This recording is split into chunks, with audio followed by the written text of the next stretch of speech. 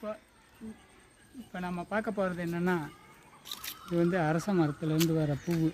இந்த பூவை வந்து நம்ம இப்போ இது ஒரு மருந்துக்காக தயாரிக்கப்படுது. இந்த பூவினுடைய இதை வந்து இப்படி கிள்ளி இதில் பார்த்தா ஒரு பால் மாதிரி ஒன்று வரும்.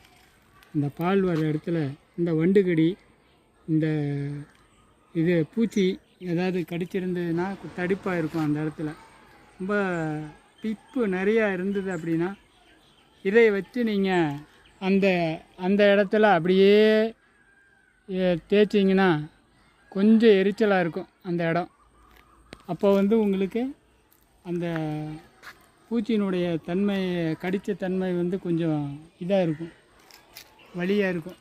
அந்த வலி போக்க ஒரு 4-5 தடவை நீங்கள் இந்த மாதிரி செய்யணும். இந்த மாதிரி பூவு எடுத்து முக்கால் பூ, ஃபஸ்ட்டு பூ ஆரம்ப பூவிலேயே எடுத்து அந்த பூவில் இருக்கிறத எடுத்து